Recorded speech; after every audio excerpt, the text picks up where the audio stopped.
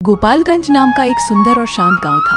चारों तरफ हरियाली, खेत और छोटी छोटी पगडंडियों से सजा हुआ यह गांव किसी चित्रकारी से कम नहीं था। गांव के लोग सादगी से रहते थे और सभी एक दूसरे की मदद करने में यकीन रखते थे। लेकिन इस गांव की एक अनोखी बात थी। जैसे ही सूरज ढलता, पूरा गांव सन्नाटे में डूब जाता।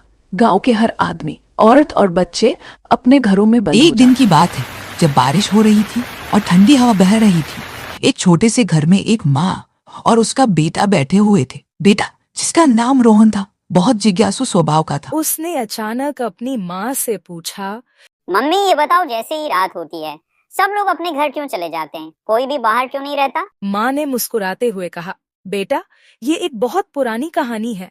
अगर तुम सुनना चाहते हो तो मैं तुम्हें बताती हूँ। लंबी सांस लेते हुए कहना शुरू किया, ये बहुत पुराने समय की बात है। तब हमारा गांव भी वैसा ही सुंदर और शांत था जैसे आज है। गांव के लोग एक दूसरे से प्यार करते थे और मिलजुल कर रहते थे। लेकिन एक दिन गांव में कुछ ऐसा हुआ जिसने सबकी जिंदगी बदल दी। उस दिन एक औरत गांव में आई। वह बहुत अजीब दिखती थी। उसकी आंखें लाल थीं, बाल बिखरे हुए और कपड़े फटे पुराने थे। वह औरत भूखी थी और उसके चेहरे से ऐसा लगता था कि वह कई दिनों से कुछ नहीं खाई थी।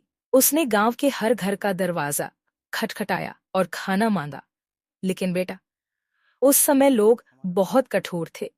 किसी ने भी उस औरत की मदद नहीं। रोहन ने हैरानी से पूछा, किसी ने उसे खाना क्यों नहीं दिया? माँ ने कहा, बेटा, उस समय लोग अनजान लोगों से डरते थे।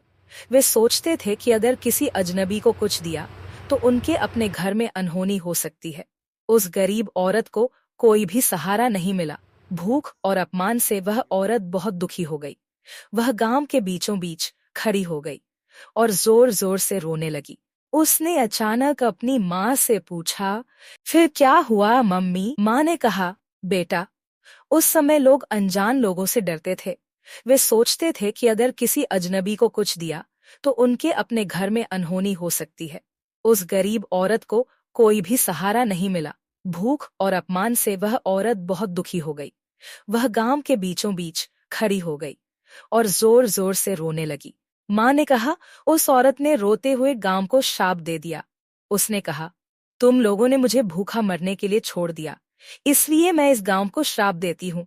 आज से जो भी रात में अपने घर के बाहर निकलेगा, मैं उसे खा जाऊंगी। मैं इस गांव के हर इंसान को उसकी गलती का एहसास कराऊंगी। और बेटा, ऐसा कहते ही वह औरत गायब हो गई। रोहन ने थोड़ा डरते हुए पूछा, मम्मी, क्या वह सच में लोगों को खा जाती थी?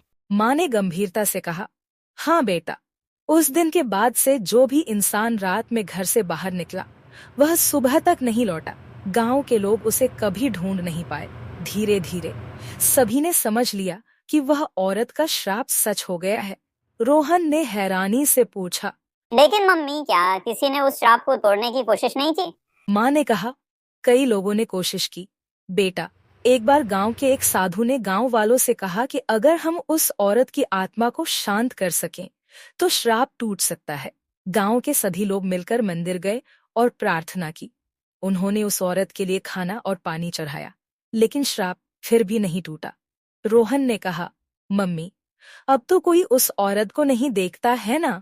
माँ ने कहा, नहीं बेटा, लेकिन आज भी गांव के लोग डर के मारे रात को घर से बाहर नहीं निकलते। यह डर उनके दिलों में बसा हुआ है।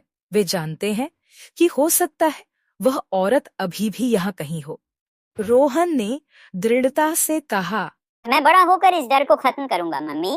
मैं इस गांव को फिर से रात में जागने वाला और खुश रहने वाला बनाऊंगा।